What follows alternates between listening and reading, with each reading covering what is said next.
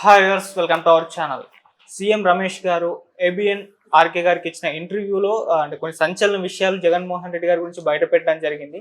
So ఆయన ఏ విషయాలు ప్రస్తావించడం జరిగింది, ఇప్పుడు దీనివల్ల జగన్మోహన్ రెడ్డి గారికి ఎటువంటి ఎఫెక్ట్ పడే ఛాన్సెస్ అయితే ఉన్నాయి. సో ఇదే అంశం మీద డిస్కస్ చేయడానికి ప్రజెంట్ మనతో పాటు సీనియర్ జర్నలిస్ట్ జయదేవ్ అన్నారు. వారితో ఒకసారి డిస్కస్ చేద్దాం. సార్ నమస్కారం. సార్ నమస్తే. సార్, మోదీ గారి చేతిలో జగన్ గారికి సంబంధించిన ఫైల్స్ ఉన్నాయి. అంటే ఆయన చేసిన అక్రమాలకు సంబంధించి అన్ని వివరాలు కూడా మోదీ గారికి తెలుసు, ఏదో ఒక రోజు చెక్ పెడతారు అని చెప్పి సీఎం రమేష్ గారు ఆ ఇంటర్వ్యూలో చెప్పడం చూస్తున్నాం. అంటే ఆ వేలో చెప్తున్నారు. మరి దీన్ని బట్టి ఏం అర్థం చేసుకోవచ్చు అంటారు? అంటే వాళ్ళ చేతిలో ఉంది కాబట్టే వాళ్ళకి ఏం అనలేకపోతున్నారు వీళ్ళు అనేది వాస్తవం.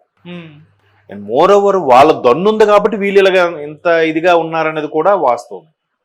అంతే కదా. ఎందుకంటే చిన్న లాజిక్ చెప్తాను.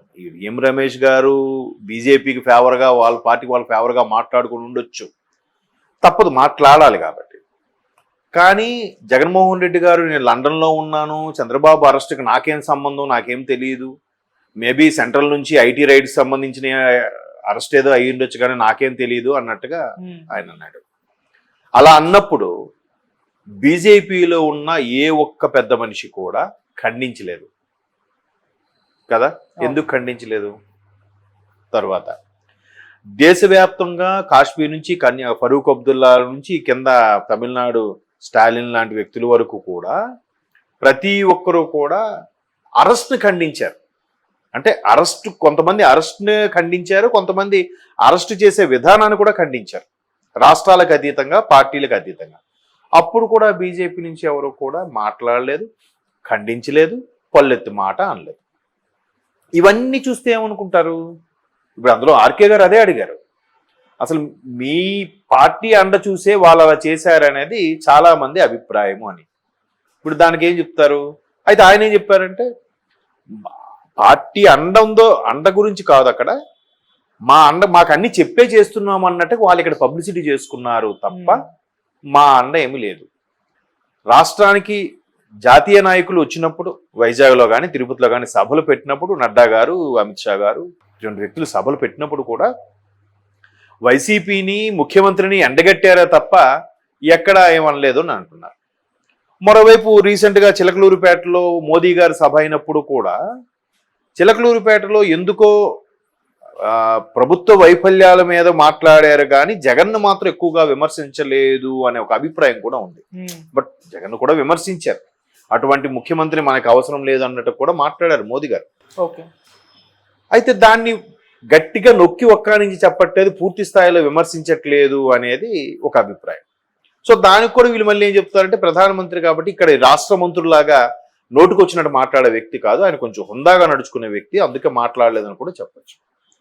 అయితే ఎందుకు ప్రజలందరికీ, చాలా మంది విశ్లేషకులకి ఇటువంటి అభిప్రాయం ఉంది, బీజేపీ అండతోనే వాళ్ళు 5 ఏళ్ళు కూడా వాళ్ళకి నచ్చినట్టుగా చేశారనడానికి ప్రధానంగా దేవాలయాల మీద కొన్ని రకాల దాడులు. ఇప్పుడు రామతీర్థాల్లో రాముడు ఇది, తర్వాత ఇక్కడ ఏంటది గుంటూరు డిస్ట్రిక్ట్ సంబంధించి ఒక రథం కాల్చేశారు.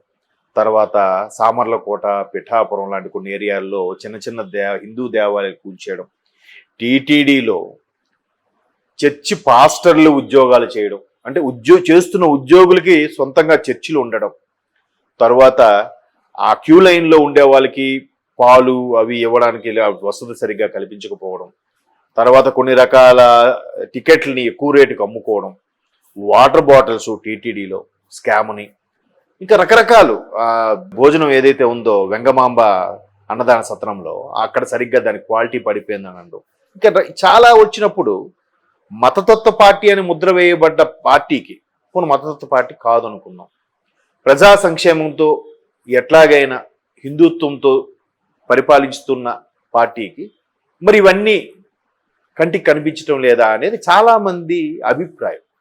అందులో నేను కూడా ఉన్నాను. నిజమే కదా. అంటే ఒక అభిప్రాయం నిజంగా బీజేపీ ఏదైతే ఆర్టికల్ 370 కాశ్మీర్కి సంబంధించి కానీ, సర్జికల్ స్ట్రైక్ సంబంధించి కానీ, అలాగే 500 డిమానిటైజేషన్ ఆ విషయంలో కానీ, కరోనా టైంలో తీసుకున్న జాగ్రత్తల విషయంలో కానీ చాలా, అంటే ఒక భారతదేశ ఖ్యాతిని రెపరెపలాడించారు ప్రపంచ పటంలో.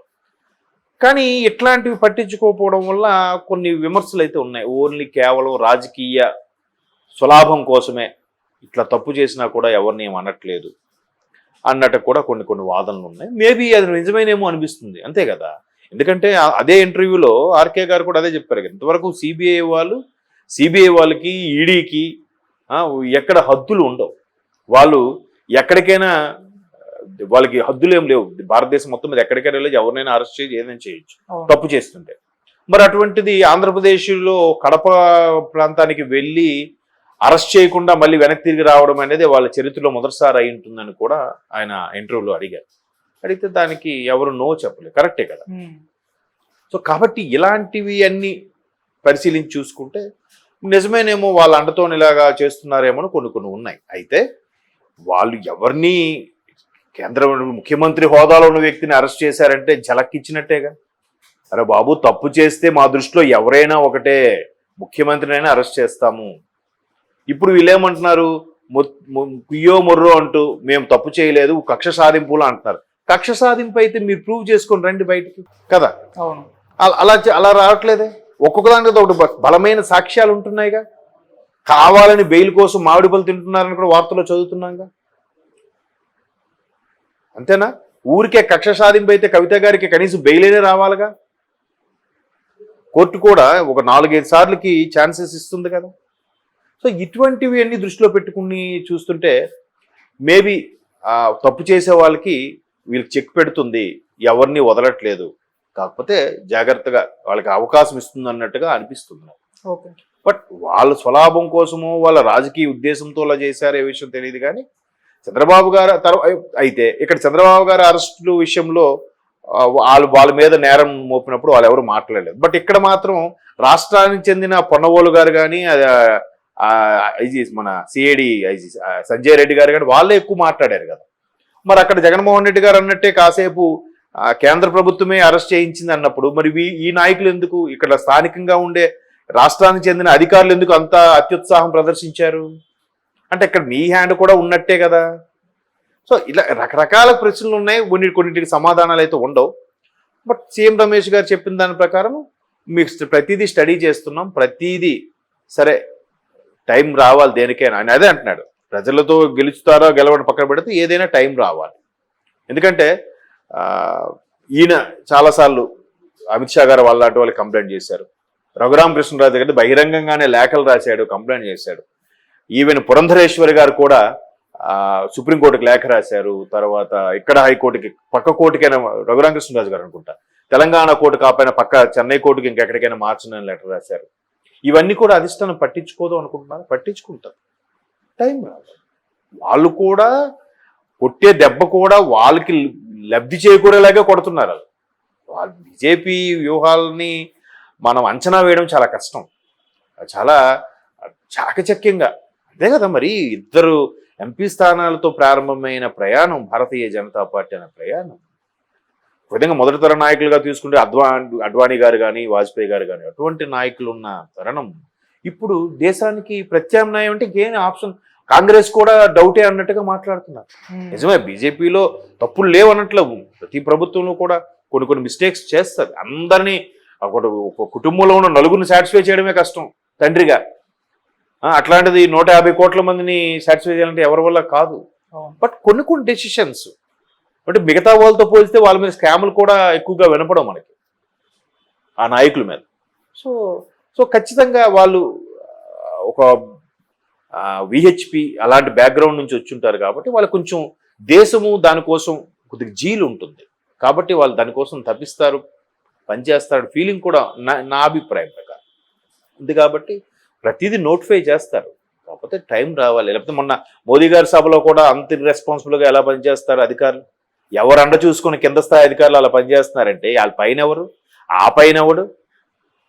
అదే కదా, ఆ పైన కింద అధికారుల పైన సివిల్ సర్వెంట్స్ పైన ఎవరు? రాజకీయ ప్రతినిధి. ఎవరా రాజకీయ ప్రతినిధి? వాళ్ళు ఊరుకుంటారా? ఈగో హర్ట్ అయితే చూస్తారు అది.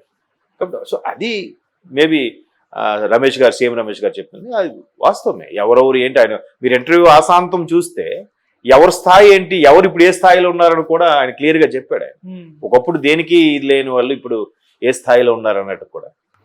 చూద్దాం మరి. ఏదైనా తూము నిండాలంటారు కదా, నిండితే ఏమైనా జరుగుతాయి. టైం రావాలి దానికి రమేష్ గారు కూడా అదే చెప్పారు, టైం రావాలి. ఆర్కే గారు అది కూడా అడిగారు, మీరు అంటే ముఖ్యమంత్రిగా ఉన్నారని అరెస్ట్ చేయలేదా అని. కాదండి, టైం రావాలి, ఎందుకంటే ముఖ్యమంత్రిగా ఉన్న కేజ్రీవాల్ గారిని కూడా అరెస్ట్ చేశారుగా. చూద్దాం. Okay sir, thank you so much sir.